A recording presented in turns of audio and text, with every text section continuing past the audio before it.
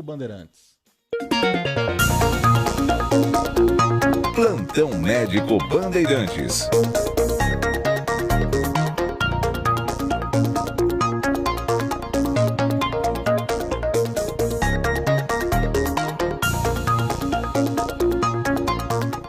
Muito bem, abrindo aqui o Plantão Médico Bandeirantes de hoje com gastrocirurgião endoscopista, meu amigo Eduardo Greco. Fala, doutor, como você tá? Tudo bem?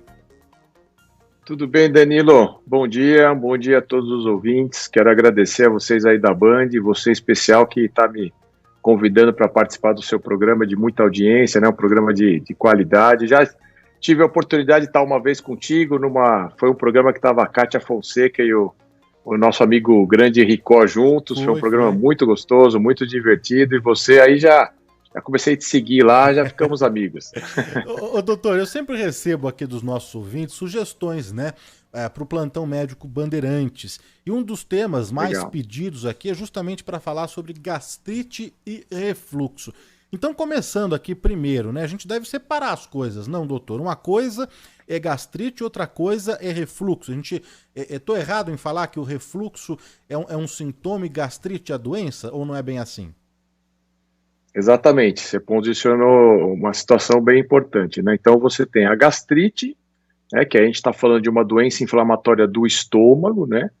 E o refluxo, ele faz parte de um outro quadro, que é um dos sintomas da doença do refluxo do esôfago. Então, já são aqueles pacientes que têm problemas no esôfago, que essa aí é muito mais comum do que a gastrite, né? Então hoje a gente sabe que hoje 25% da população sofre com a doença do refluxo propriamente dita, tá? Então você fez muito bem já começou direitinho de separar as duas situações.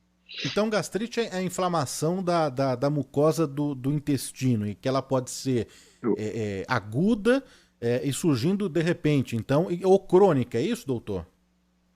A gastrite, né, Danilo, então pelo nome de gastro, né, gastrite de gastro, que é do estômago, né, então é aquela inflamação que a pessoa tem no estômago, né, Danilão? E o que é isso daí? Por que é muito comum? Pelo nosso dia a dia, né? Então você tem muito frequentemente, as pessoas têm o estresse do dia a dia, a má alimentação, a falta de uma rotina alimentar, de uma rotina diária. Então tem pessoas que passam o dia todo só com aquele cafezinho preto. Então a gastrite, essa inflamação do nosso estômago, ela está totalmente, né, 100% vinculada a nosso estilo de vida, nosso estilo de vida alimentar. Então a gente vai conversar aqui um pouquinho, né? Essa inflamação, quando você aguda, é quando a gente pega exatamente aquele momento, né, que você, tô com dor agora, tá doendo muito, e aí você vai, procura um médico, trata. Só que tem alguns pacientes, Danilo, que eles tratam essa fase aguda de uma dor mais intensa, por uma série de motivos que a gente vai ponderar aqui, mas eles depois mantêm uma certa inflamação no estômago, que a gente chama de gastrite crônica, ou seja, aquele paciente que tenta tratar, faz as coisas direitinho e ele continua com um certo grau de inflamação, e aí você precisa fazer um acompanhamento medicamentoso, fazer um acompanhamento com endoscopias, para você controlar esse paciente, para que ele tenha uma qualidade de vida boa. Mas então, único e exclusivamente é por conta da alimentação, do estilo de vida desse paciente, doutor?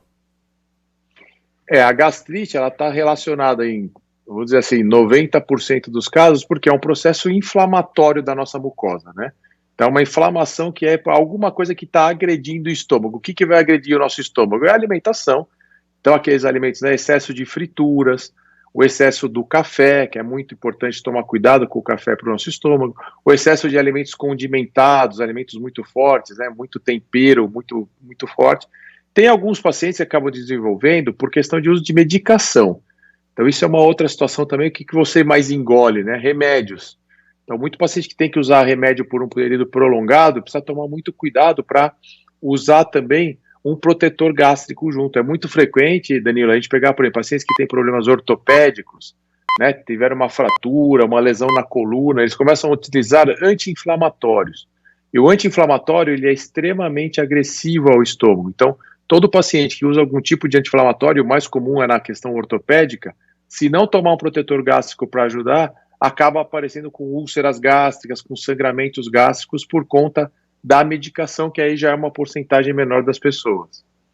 Quais são os principais sintomas? O que o paciente sente quando ele tem de fato o diagnóstico confirmado de gastrite, doutor? O mais comum da gastrite, né, Danilo, é aquilo que a gente chama de aquela dor da boca do estômago, né? Parece que eu tomei uma bolada no meio da barriga aqui, assim, né? Aqui no meio do peito, o paciente acorda com uma dor álgica, precisa manter uma posição mais antiálgica nesse sentido. Eles evoluem também com, além dessa dor aguda, que é uma dor intensa, eles evoluem com um quadro de náuseas. Ficam muito nauseados e alguns pacientes acabam também tendo um quadro de vômitos, mas o que caracteriza realmente é isso, é essa dor localizada bem aqui, onde o pessoal costuma dizer, né, entre o tórax e o abdômen, que é a boca do estômago, que é o popularmente conhecida. A confirmação da gastrite, ela só se dá com aquele exame, com a endoscopia ou não, doutor? Perfeito. Aí como é que deve proceder, né? Então o paciente que está com uma dor, que é uma dor muito intensa, procurar um profissional médico, né, Danilo? Cuidado com o remedinho do vizinho, porque senão esse paciente que está com uma dor pode ser só uma gastrite, mas ali no estômago, uma gastrite não tratada, ela pode virar uma úlcera maltratada pode virar até um câncer gástrico. Então é fundamental, se você está com dor, se você tem problema, vai procurar o médico, ele vai te medicar e vai pedir a endoscopia. Porque a endoscopia é um exame de imagem, onde a gente consegue, com o equipamento, hoje é feito com sedação, todo mundo morria de medo da endoscopia, né, que é um tubo que vai pela boca, as pessoas passavam mal, então as pessoas tinham medo de procurar esse exame. Hoje em dia não, né? Você faz sob sedação, com tranquilidade, e aí lá você detecta se é só a gastrite, se ela está leve, se ela está intensa, se além da gastrite pode às vezes ter de tanta dor e tanto processo inflamatório virou uma úlcera, ou até mesmo às vezes a gente detecta um tumor gástrico, um câncer gástrico. Então muito cuidado com a automedicação e a não realização deste exame, que é fundamental para dar o diagnóstico correto. Estamos recebendo várias mensagens, várias dúvidas aqui do nosso WhatsApp, através do nosso WhatsApp, para o doutor Eduardo Greco, que participa hoje aqui do Plantão Médico Bandeirantes, tudo bom e do melhor. A gente vai abrir já daqui a pouquinho aqui para os nossos ouvintes, mensagens de áudio já aqui chegando, mas a gente falou, claro, da alimentação, do estilo de vida desse paciente, né? Mas a gastrite tem alguns fatores de risco e tem também até a predisposição genética, não, doutor? Isso, então toda doença, né, quando a gente fala em o que vai gerar a gastrite, a alimentação, né, que você bem colocou isso, o fator de risco genético, todos nós, né, nós temos os nossos genes e as pessoas, algumas vão ter essa predisposição para esse processo inflamatório do estômago, outros para câncer, outros para problemas na tireoide, então, né, as doenças, outros para problemas intestinais, então todas as doenças ela tem. Então se você tem aí na família, né, meu avô tinha gastrite, úlcera gástrica, meu pai, o tio, então já se preocupe que você pode estar também podendo evoluir para um quadro de doença gástrica. Vamos abrir aqui a primeira pergunta que chega aqui para o doutor Eduardo Greco, da Albertina de Santos. Sofro há 1 ano, doutor, com gastrite e refluxo, causado por uma medicação para acho que para doenças reumáticas, ela colocou aqui medicação para reumatologista. Às vezes parece que estou infartando. Perfeito. Então, Albertina, bom dia. É exatamente isso, né? Você viu que eu falei que é uma porcentagemzinha menor, né? Mas esses pacientes que utilizam esse tipo de medicação, também reumatóide, porque são medicações mais potentes, e ela acaba tendo uma produção ácida maior. Por isso que é importantíssimo você tomar um protetor gástrico, porque senão, além da gastrite, aí a gente já muda para a conversa nossa do refluxo, né, Danilo? Porque aí o refluxo, o que é? É a volta desse suco gástrico, desse ácido do estômago para o esôfago. O esôfago é o tubo por onde quando a gente se alimenta, a gente mastiga o alimento, engole esse tubo que a gente chama de esôfago, por onde o alimento passa até chegar lá no estômago. E aí, quando a pessoa tem um refluxo, no caso dela, esse refluxo que vem no esôfago, como ele está aqui no tórax, Danilo, é muito comum essa dor torácica intensa, e são dos sintomas principais, além daquela azia, queimação, que é o mais comum, é dor torácica, tanto que todo paciente que chega com quadro de dor torácica no pronto-socorro, a primeira hipótese aventada, é claro, está com um infarto agudo do miocárdio, está com uma dor, começa a realizar exames de sangue, enzimas, mas se vai descartando e aí se detecta que esse paciente, na verdade, tem refluxo, que é o que ela está reportando para a gente aí, que é uma dor intensa no peito, parece que é uma dor de infarto. Que coisa, não? Falando um pouquinho também da prevenção, né, doutor? E passar aqui para os nossos ouvintes já, quais alimentos que a gente deve, então, evitar para quem sofre, para quem tem a gastrite? Quais alimentos que aumentam a acidez do estômago, doutor? Perfeitamente. Então, já falando na gastrite, isso aí já vai funcionar para quem tem o refluxo também, porque são duas doenças lá da parte intestinal que estão ligadas exatamente o quê? Ao excesso da produção ácida. Então, o que o pessoal que tem essa doença passa no consultório tem que entender que não é proibido, né, Danilo? Na vida, você não precisa proibir se você tiver comer com moderação e saber o uso deles, né? Então, principalmente, o que é prejudicial, o café, e a gente sabe que o café é uma unanimidade nacional, então evitar aquele café que você toma um café a cada meia hora, você toma um café a cada 3 horas, sempre o café preto. Não, então toma o seu café com leite, né? Se for tomar um café expresso no dia, esteja já com o estômago ali cheio para evitar que o café agrida a mucosa. Você tem o chocolate, que também, infelizmente, é um item que prejudica as pessoas que possuem refluxo, então o chocolate acaba inibindo um pouco o funcionamento de uma musculatura no esôfago e trazendo esse tipo de situação. As bebidas alcoólicas, então o álcool, ele é um irritante gástrico, ele vai prejudicar a mucosa do nosso estômago e vai fazer um excesso da produção ácida. E quando vai o alimento, então, como você bem disse, né, o que a gente tem? Refrigerantes, extremamente maléficos, porque além de ter uma série de substâncias ruins para o estômago, ele também, aquele gás aumenta, estufa o estômago, o paciente fica estufado, né? Uma sensação de estufamento. E a alimentação tem que ser uma alimentação saudável, né?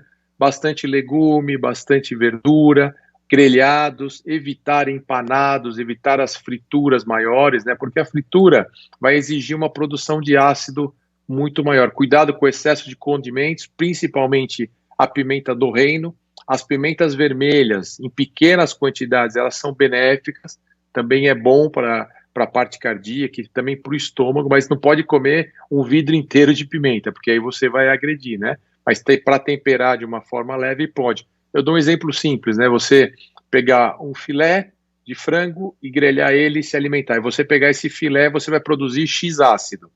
Se você empanar esse filé, uma milanesa, 3 vezes ácido para alimentação. Se você coloca um molho vermelho e um queijo, né, uma parmegiana, você vai precisar de 10 vezes mais ácido. Então, quando você está numa crise aguda, quando você está com dor, evite esses alimentos, né? Como eu disse, não é proibido, né? Você vai conseguir comer esse filé, mas no momento que você estiver bem, que você está sem nenhum tipo de crise.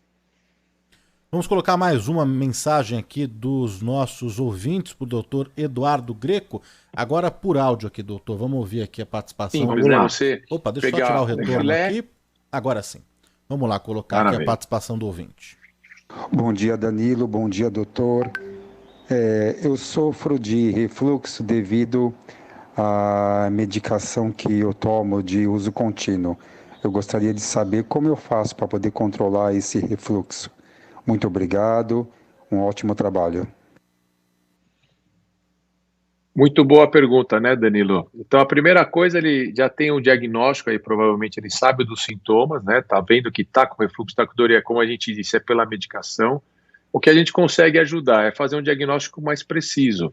Então, além da endoscopia, ele pode fazer 2 exames para o esôfago, um se chama manometria, que mede a pressão do esôfago, e o outro é a pH-metria, que vai medir exatamente como está a acidez do estômago desses pacientes. Porque aí, Danilo, com esses exames, para a gente poder ajudar, você vai, além das orientações de alimentação, a medicação ele não vai poder parar de tomar. Mas às vezes a gente consegue melhorar, fortalecer, porque ele pode ter algum tipo de fragilidade no esôfago. Então, além dos medicamentos, né, os inibidores de bomba de cálcio, os protetores gástricos, as medicações que aumentam a barreira da mucosa, a gente hoje tem disponibilidade de tratamentos por endoscopia, por exemplo, que é a radiofrequência no esôfago para melhorar a força da musculatura dele, a própria funduplicatura, que é como se fosse uma cirurgia, mas é feita por endoscopia, e casos mais graves até a própria cirurgia. Então, a princípio é identificar exatamente o que você tem, meu amigo, porque aí a partir daí, além da medicação, a gente pode estar propondo outros tratamentos para te ajudar. Olha, acho que hoje o ouvinte está meio tímido aqui, muitas mensagens de texto, mas a gente gosta de ouvir também a voz do ouvinte, não é? Eu já falo aqui direto, né, doutor? É isso aí, Dani, você vai bem. A gente gosta de ouvir aqui, né, os nossos ouvintes. Mas vou registrar aqui por texto mesmo uma pergunta do Alexandre de Jundiaí. Bom dia, pergunte sobre água com gás, porque eu tomo muito e eu queria saber se faz mal. Aqui entra também junto, a gente pode colocar no mesmo pacote aí dos refrigerantes ou são coisas diferentes, doutor? Isso, boa pergunta, são situações diferentes, né? Duas coisas que a gente precisa analisar. Muitos pacientes, a gente até recomenda isso, aquelas pacientes que têm dificuldade de se livrar do refrigerante, né? Até por uma questão de obesidade e que pioram o refluxo, é substituir pela água com gás, porque aí você não vai ter aquelas substâncias do refrigerante. Água com gás não faz mal, porém água com gás, como o próprio nome diz, você está levando o gás lá para o seu estômago, tá? Então você pode ter algum tipo ou não de aumento do estufamento, mas é bom o pessoal entender que são coisas diferentes, né? Você engoliu aquela água, aquele gás vai ser reabsorvido, é um gás carbônico, você não vai ficar com aquele gás preso no seu estômago, então você pode ingerir a água. Quando a gente fala que está estufado, estou cheio de gases, né? O que é isso? Não é que tem um ar dentro do estômago parado ali. É o pessoal ter simples e gravar isso na mente. Imagina uma banheira cheia de espuma, aquela espuma quando você lava a mão. Então o estômago é a mesma coisa, lá dentro do estômago fica essa espuma, na verdade, não é que é um gás. Então, por isso que medicações, simeticona, dimeticona, o que essas medicações fazem? Ela vai lá e rompe essas bolhas e libera esse gás, por isso que logo na sequência a pessoa tem uma eructação, né? Ele solta esse gás por cima. Então, água com gás é diferente, é um gás que está ali, é um gás carbônico, que a hora que você entra, ele é absorvido e você não vai ter tanto problema. Então, pode tomar. Vamos colocar aqui mais uma dúvida, mais uma pergunta aqui do nosso ouvinte para o doutor Eduardo Greco. Bom dia, Danilo. Bom dia, doutor. Então, eu passei no médico já tem mais ou menos uns 3 anos e eu venho fazendo tratamento com omeprazol para 3 úlceras que foi detectado através da endoscopia no meu esôfago. Mas de lá para cá nunca mais pediu para fazer uma outra endoscopia para ver se ela já cicatrizou ou suspendeu os medicamentos. E eu venho tomando, isso não pode acarretar nenhum problema para o meu rim mais tarde, por estar tomando esse omeprazol já de uso contínuo há mais ou menos uns 3 anos? Muito boa. Isso é importantíssimo. Você deve fazer o exame, né? Então, se você foi detectado com uma úlcera, por exemplo, o tratamento é no mínimo 6 semanas do omeprazol, que é o inibidor de bomba de prótons. O que essa medicação faz? Ela reduz a secreção ácida para que você tenha a cicatrização dessa úlcera, mas ao final de 6 meses, você já deveria ter realizado uma endoscopia e, de acordo com o que foi detectado, como você teve uma úlcera, é indicado que se faça um controle anual desse seu estômago, né? Faz 1 ano, depois faz mais 1 ano, estando tudo bem, pode se espaçar até a cada 2 anos. Então já está na hora de você realizar essa nova endoscopia. E aí, aproveitando, ele já puxa na pergunta aí, né, Danilo, a questão do uso crônico dessas medicações, que é um grande mito, tem vários mitos aí, vários dilemas em cima dessas medicações. Essas medicações são extremamente eficazes, extremamente seguras. As pessoas precisam usar para gastrite, para refluxo, para úlcera. O advindo dessa medicação, ela praticamente acabou com as cirurgias que os pacientes faziam para úlcera. É muito comum avós nossos, né? Eu operei estômago, eu tenho uma gastrectomia, retirava um pedaço do estômago por úlcera. Hoje isso não existe mais. Agora, o que é a realidade? Essas medicações, elas diminuem a produção ácida do estômago, então essa menor produção, ela pode acarretar, né, de uma maneira lá no futuro, um uso crônico e indiscriminado, diminuição da absorção de algumas vitaminas, da vitamina D, da vitamina B, por exemplo, e alguns estudos mostraram que a redução dessas vitaminas estão associados a quadros de demência, ao próprio Alzheimer. Então, começou a ter um mito aí que, assim, o omeprazol vai dar Alzheimer. Isso é mentira, isso é um mito. Então, é importante o pessoal, quem usa o omeprazol, não ficar desesperado com essas notícias, porque se ele usa, mas controla, é só fazer o exame de sangue, ver que as vitaminas estão ok, que não está tendo nenhum tipo de déficit, não vai levar a nenhum quadro demencial. Então, quem usa essa medicação pode usar com tranquilidade, é uma medicação segura, eficaz, porém, né, Danilo, toda medicação que você toma, você tem que ter o seu médico. Você não pode tomar o remédio porque o vizinho toma e porque você melhorou. Cuidado, porque senão você pode ter os efeitos colaterais do futuro. Então, tudo que tem saído aí é mito, doutor, do uso prolongado dessa medicação, Alzheimer, demência, algum tipo de câncer também. Tudo isso aí não é verdade. Podemos tranquilizar aqui a nossa audiência? Pode tranquilizar. O câncer também. Saiu acho que de uns 4 anos atrás, um estudo lá na Ásia, né? E aí esse estudo mostrava, mas era assim, um estudo feito em um hospital oncológico, mostrando que esses pacientes usavam inibidor e câncer, né? É diferente, né? Então todo mundo que está lá já tem o câncer por outros motivos. Então isso também já caiu por terra. A questão do inibidor e a questão de demência, então isso não é que você está tomando omeprazol, você vai ter Alzheimer, isso não existe. Agora, essas doenças neurológicas senis, elas estão associadas a quadro de hipovitaminas, então você tem que tomar só esse cuidado de se fazer um acompanhamento médico, tá bom? Doutor, o senhor também é gastrocirurgião e faz a endoscopia também, endoscopista, né? O que avançou, hein, na ciência, na medicina, quando a gente fala aí de estômago, nas cirurgias, no tratamento, nos procedimentos todos, hein? Muita coisa, né, Danilo? Então a gente tem um avanço muito importante.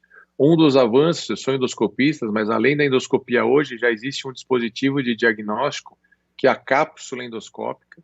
Então a cápsula endoscópica é um dispositivo que agora também é autorizado para ser usado pela saúde suplementar nos convênios, né? Alguns locais, hospitais, escolas no SUS também usam essa cápsula, que é como um comprimido grande que você engole e ela vai batendo várias fotos, e você fica com um aparelhinho na cintura que fica detectando, recebendo essas imagens. A pessoa elimina essa cápsula, não precisa devolver para o médico, retirar nada disso, né, Danilão? Elimina a cápsula, porque as imagens já estão nesse aparelho. Aí você conecta no computador e faz análise do diagnóstico do paciente. E em relação à endoscopia propriamente dita, como eu disse, um exame hoje super tranquilo, avançado, que é feito com sedação, e hoje você tem 2 tratamentos importantes para quem tem refluxo.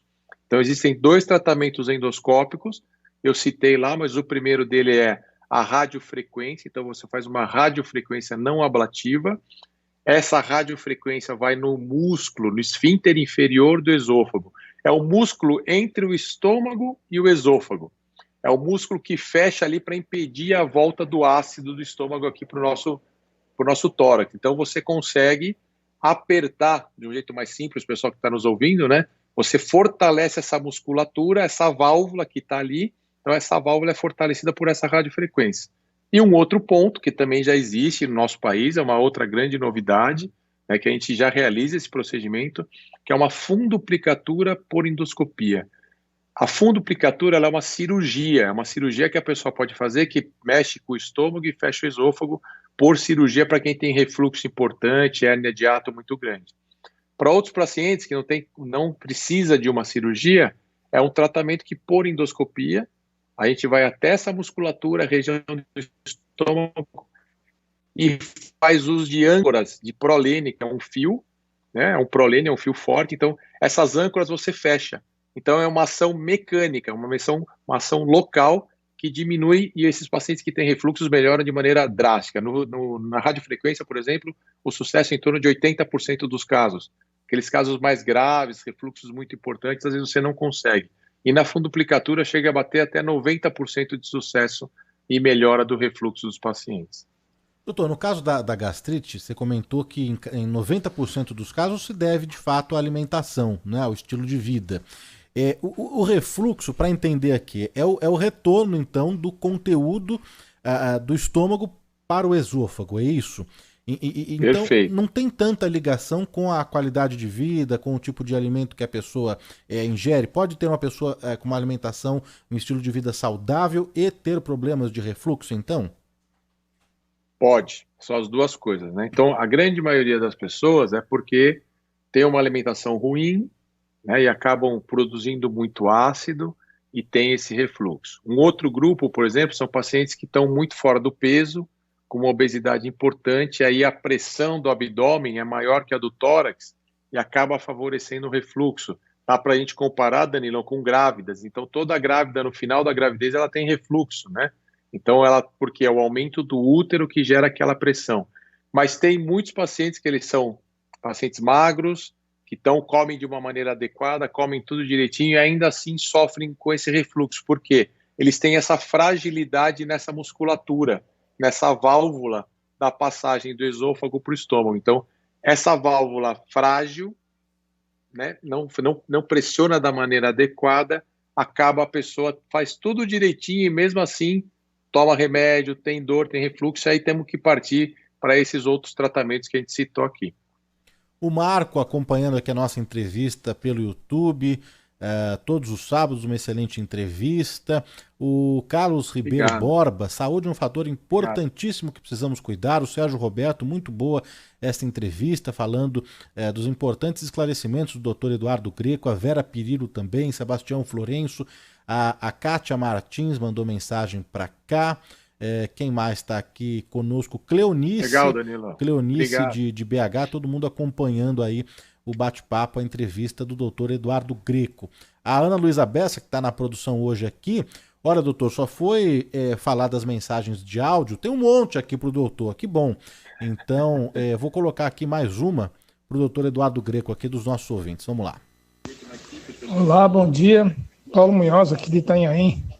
Eu não tenho refluxo, eu não tenho azia, eu não tenho dor de estômago, mas tudo que eu como fica horas e horas parada no estômago. Demora para fazer digestão. O que poderia ser feito? Obrigado, doutor. Maravilha. Acho que é o Paulo, né, Danilo, que mandou esse áudio. Obrigado, Paulo, pela participação. E isso daí já é uma outra situação, né? A gente aí não está falando de uma doença inflamatória, como a gastrite. A gente está falando de digestão. Então, também é muito comum pacientes que se alimentam de uma maneira adequada, mas eles sentem isso, sentem aquele empachamento, barriga estufada, porque aí é a pessoa que tem o estômago mais lentificado o seu processo de digestão. Quando a gente mastiga, a gente engole, o nosso organismo começa algo que se chama peristaltismo. É o movimento do esôfago e do estômago pelo intestino até você formar as fezes e eliminá-las. Esse é um movimento constante que não somos nós que controlamos, o nosso organismo todo vai fazendo isso. Então, há pessoas que têm esse peristaltismo lento, essa movimentação lenta. Então, Paulo, existem medicações pró-cinéticas, tem nenhuma relação com esses inibidores de bomba, né? Então, são medicações pró-cinéticas que a gente fala, ou seja, estimulam essa movimentação que vão te ajudar a melhorar essa sua digestão. Algumas outras também medicações que são diretamente também ligadas à digestão dos alimentos. E importante vai ser você investigar se é só um processo de digestão, ou então hoje a gente também detecta, né, Danilo, intolerâncias. Então, intolerância a glúten, intolerância à lactose, algum tipo de proteína. Então, às vezes, esse paciente, na verdade, são alguns alimentos que ele é intolerante, que aí ele vai ter que evitar e mudar a sua alimentação. Então, é importante pesquisar isso. Vou colocar mais uma aqui para o doutor Eduardo Greco, vamos lá. Bom dia, Danilo. Bom dia, doutor. Aqui é a Ana Cláudia do Guarujá. Eu queria saber quais são os sintomas que são diferentes de, por exemplo, eu tenho uma gastrite, evolui uma úlcera, há sintomas diferentes e, de acordo com o acompanhamento médico, qual outro tipo de medicamento hoje mais acessível para esse problema? Oi, Ana, bom dia. Pessoal do litoral em peso aí, né, Danilão? Baixada forte. Você tá com a audiência, você tá arrebentando, mestre. Parabéns, cara. Que legal, né, cara? Que legal. Então é importante isso, né? A gastrite você vai ter uma dor, como a gente disse lá no começo, talvez se você tenha acompanhado desde o começo, uma dor que é comumente, né, no dia a dia nossa, aquela dor aqui na boca do estômago, mas é algo que você se sente bem, ela tem uma dorzinha, né, aquele incômodo. A úlcera dói para valer, né, Danilo? Então a úlcera é aquele tipo de dor que a pessoa não sente e fala, acho que eu vou tomar um remédio, amanhã eu vou no médico, deixa eu ligar para algum amigo. Úlcera gástrica é uma ferida, tá? Então uma ferida igual uma feridona no seu braço, uma úlcera é uma ferida lá na mucosa do estômago. Aí é uma dor muito aguda, a barriga fica um pouco endurecida, a pessoa perde totalmente o apetite, a pessoa não quer comer absolutamente nada, né? Então a úlcera vai ser isso. Você vai sentir que, assim, preciso procurar um médico, e aí é importante porque se você não tratar essa úlcera, ela pode aumentar de tamanho, pega um vaso, uma artéria e faz sangramento. Aí a pessoa chega no hospital sangrando, né? As fezes ficam enegrecidas, vomita sangue em alguns pacientes, e aí já são quadros mais graves. Acho que o doutor já falou aqui também, mas a pergunta do Luiz Carlos, de Santa Rosa, o uso de condimentos pode piorar o quadro de quem já tem gastrite? Pode, né, doutor? Exatamente, né, Danilo? Então, você pode, a gente vai alimentar, vai comer o alho, vai comer o sal, vai ter os temperos, a páprica, a noz moscada. Agora, quem tem gastrite, muito cuidado, né? Então, para quem tem gastrite, porque aí é uma espécie de um irritante. Então, não que não possa ter, mas usar em quantidades menores, né? Usar o sal grosso melhor do que o sal refinado, não usar a pimenta do reino de jeito nenhum, usar um pouquinho da pimenta vermelha, mas em quantidades pequenas que não tem problema, tá? Mas vai piorar sim se você tem um quadro de gastrite. Então, por exemplo, né, os ketchups, mostardas, todo esse tipo de condimento, além de estar associado a você estar comendo num hot dog, num hambúrguer, né? Agora, tem pessoas que são viciadas, até no arroz feijão a pessoa gosta de colocar. Né? Os nossos amigos cariocas aí, eles comem pizza com ketchup, né? Eu vou lá no Rio de Janeiro, eu fico abismado. A gente em São Paulo quer matar, né? A nossa pizza maravilhosa, se pôr um ketchup aqui em São Paulo, o cara da pizzaria te expulsa da pizzaria. Mas aí vai ter que evitar. Mas aí quem tem vai ter que evitar, né, Danilo? Exatamente. Ainda bem que eu não gosto de ketchup, viu, doutor? Não corro esse risco. Mas da pizza a gente gosta. Opa, essa daí não dá pra perder. Ô, doutor, tem muitos ouvintes perguntando sobre a água com limão, né? Se isso ajuda, se isso prejudica, se é uma forma de prevenir também. O que a gente pode falar da água com limão? Legal, isso é uma pergunta bem interessante mesmo. Não é ruim, é bom. Então as pessoas têm o costume hoje, a gente não contraindica, que eu tomo a água com algumas gotinhas de limão, ou a água com uma rodela de limão, porque o estômago ele é ácido. Esse pouco de ácido que você dá para o seu estômago, você equilibra essa acidez. Aí é uma questão lá da nossa época da escola de química, das aulas de química, né? Ácido, se você joga algo básico ali naquele ácido, você acaba neutralizando, você tira o ácido. Só que lá no estômago não é que você tirou e acabou. Se você jogar algo muito básico, que é o exemplo, por exemplo, desses xaropes, sabe, Daniel, esses líquidos esbranquiçados, né, que a pessoa toma, essas pastilhas, você toma esse líquido, ela tem aquele alívio imediato. Só que depois a dor volta forte, por isso tem que tratar direitinho com o remédio sério. Esse tipo de medicação é só para te dar um alívio realmente imediato, mas o que acontece? É igual você dar um exemplo simples, você tem a churrasqueira com aquela brasa. Você joga um copo de água em cima da brasa, a brasa acende de novo. Se você não apagar a brasa de verdade e retirar. Então, a água com limão, ela é boa porque ela vai equilibrar. É como se eu pegasse a brasa e colocasse um pouquinho só mais de brasa. E aí evita com que se produza mais ácido. Isso é legal. O que não pode é você tomar uma limonada extremamente ácida para o teu estômago. Isso não é legal. Porque aí você vai estar aumentando ainda mais a acidez dele. Agora, esse pouquinho é algo que se comprovou que traz um efeito benéfico. Então, não sei se eu consegui ser claro aí, Danilo. Então, pera lá. Então é só algumas gotinhas, uma rodela, não é que dá para espremer um limão, então, doutor? Perfeito, é exatamente isso, isso? Tá? Então é uma água, é isso. Porque aí é como se a gente estivesse tomando uma água ácida, né? Então, assim, é uma água com algumas gotinhas de limão, tá certo? É uma água com gotinhas, uma água com uma rodelinha de limão. Diferente de você tomar um suco de maracujá, uma limonada realmente, porque aí para quem tem gastrite é muito ácido, a pessoa vai ter desconforto. Muito bom. Várias mensagens aqui para o doutor Eduardo Greco, tem mais de áudio aqui, vamos colocar aqui a participação do ouvinte Bandeirantes. Olá, bom dia a todos. Me chamo Sidney, falo de São Paulo e infelizmente hoje faz um mês que eu perdi meu pai devido a um tumor gástrico. Ele tinha 79 anos, descobriu em dezembro, mas já com metástases. Não conseguiu nem fazer o tratamento, não tinha cirurgia, enfim. E a minha pergunta é a seguinte, doutor. Eu, como filho, qual a probabilidade de ter esse tumor? Ou se realmente são fatores externos, alimentação, enfim. Queria que o senhor comentasse um pouquinho sobre isso. Obrigado.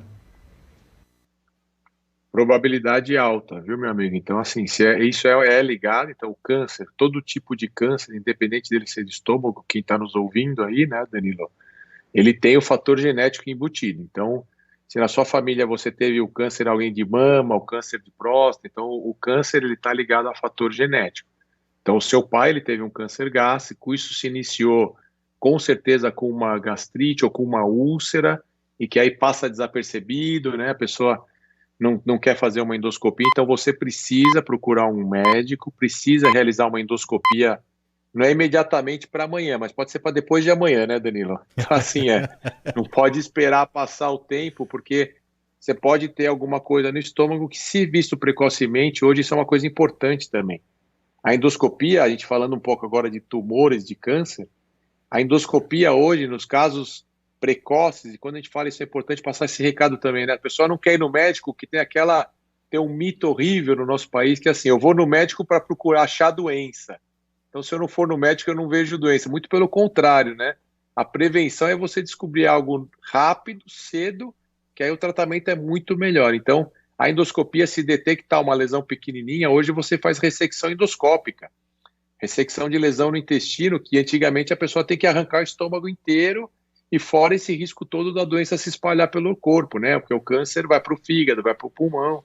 Então, fazendo endoscopia, a gente vai prevenir no sentido de tratar. Então, você, meu amigo, pode marcar sua endoscopia essa semaninha aí, no próximo sábado, para ver que seu estômago está tudo bem. E aí você vai fazer um acompanhamento anual. Uma vez por ano, com o seu gastro, faz uma endoscopia, depois os seus filhos. É importante manter esse acompanhamento e essa prevenção. Quem está enrolando para fazer endoscopia também é o nosso ouvinte, Fabiano Pimentel Munhoz, da Praia Grande. Ele disse que ele mandou por texto, porque na minha voz é muito melhor. Agradeço aqui o elogio. Mas é o seguinte, meu estômago é horrível. Isso vem da minha mãe, da minha avó, questão genética, eu acho. O melão faz muito bem para mim, mas é isso. Se a gente ficar mais nas frutas, nos grelhados, ajuda bastante. Eu queria saber do Dr. Eduardo Greco, para ele falar um pouquinho mais sobre H. pylori. Isso, aí a gente, quando faz a endoscopia, Danilo, a gente pesquisa uma bactéria que é o Helicobacter pylori, comumente chamando por H. pylori. Tá? Então, essa bactéria é muito frequente, você é contaminado pela alimentação, por às vezes alimentos que não foram higienizados de uma maneira adequada, né? Então, mais de 70% da população do Brasil acaba tendo o Helicobacter pylori positivo, que a gente fala no exame.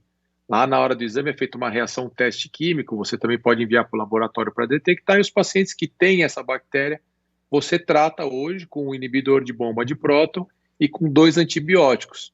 É um tratamento um pouquinho chato, o paciente tem um pouquinho de desconforto com esse tratamento, é 7 a 10 dias, mas essa bactéria, ela pode estar ligada aos quadros de úlceras, e se o paciente tem a úlcera mais a bactéria, ela é um potencial fator de risco para câncer. Então, quem tem a bactéria, né, tem que ter o seu médico para ver o momento certo de tratar, mas é uma bactéria que também tem correlação com a evolução de uma úlcera para câncer. Então, tem que tratar o Helicobacter pylori. Para a gente encerrar aqui, mais algumas perguntinhas para o Dr. Eduardo Greco, gastrocirurgião, que está participando hoje aqui do Bom e do Melhor. Vamos lá. Bom dia, aqui quem fala é Wagner de São Paulo, Santa Amaro.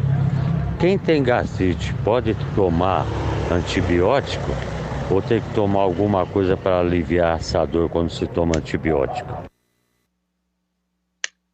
Boa pergunta. Então, né, é o uso das medicações e o nosso estômago. Então, quem vai tomar algum tipo de tratamento, antibióticos, anti-inflamatórios, é muito importante, né, você que está, né, no uso de um antibiótico por uma infecção, é só tomar um protetor gástrico junto, do tipo omeprazol, por exemplo, assim que terminar a sequência, 7, 10, 14 dias do seu antibiótico, você estando com o estômago protegido junto com essa medicação, para tudo e vai ter vida normal. Dá tempo de colocar mais uma aqui? Dá, vamos colocar mais uma aqui para o doutor Eduardo Greco. Boa, vamos lá, Danila. Doutor, bom dia. Eu ouvi dizer que o uso constante do omeprazol prejudica. É verdade? Cris Rocha, da Zona Norte de São Paulo. Isso aqui já foi respondido, mas acho que vale reforçar, né, doutor? Ah, vale, porque isso é uma dúvida bem frequente, né? E a audiência rotativa sua aí, né, meu mestre? O pessoal vai chegando, ó. Você arrebenta, Danilo. Exatamente, então, tome cuidado, né? É o mito que você vai ter que tomar omeprazol e ter câncer ou ter Alzheimer. Mas o uso dele indiscriminado pode trazer alteração de absorção de vitaminas, e aí isso pode trazer algum tipo de problema no futuro. Estamos conversando com o doutor Eduardo Greco, gastrocirurgião. A saideira aqui, hein, doutor? Vamos lá. Bom dia, Danilo. Bom dia, doutor. Aqui é a Ana Cláudia do Guarujá. Eu queria saber quais são os sintomas que são diferentes de, por exemplo, eu tenho uma gastrite, evolui uma úlcera, há sintomas diferentes e, de acordo com o acompanhamento médico, qual outro tipo de medicamento hoje mais acessível para esse problema? Acho que essa já foi respondida, né, doutor? Respondemos lá que é exatamente a dor mais intensa, né, um abdômen mais endurecido, e o que ela passou, acho que complementando, acho que é a questão do medicamento, que aí é o uso de inibidores, né, o uso de inibidores, procinéticos, medicações que melhoram a barreira de muco do seu estômago e o comportamento alimentar.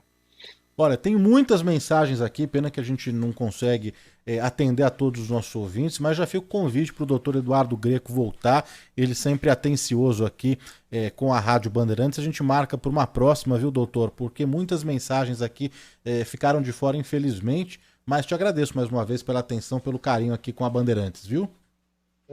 Passou rápido, né, Danilo? É bom demais estar aí. Da outra vez lá aí no programa foi muito bom, fiquei muito legal o modelo e agradeço a Bandeirantes pelo convite, a você nesse seu programa aí maravilhoso que eu também acompanho. Forte abraço a todos, obrigado pelo espaço e estou à sua disposição. Vamos bater um papo aí sim. O doutor Eduardo Greco está no Instagram também, Eduardo_Greco, como está na nossa live, são 2 Cs. E por lá o doutor está sempre fazendo live, batendo papo, tirando dúvidas também, entrevistas, né? Você acompanha algumas dicas do doutor Eduardo Greco também no Instagram. Obrigado, bom fim de semana, hein, doutor? Obrigado a sua produção aí pelo apoio, bom fim de semana a todos, bom trabalho. Até mais. Tem um chamado do trânsito, Robson Ramos. Trânsito. Alô, Danilo Gobato e você que acompanha o nosso Do Bom e do Melhor, mais do trânsito, com as informações agora da Radial Leste, que no sábado também fica com trânsito pesado e no sentido do centro agora tem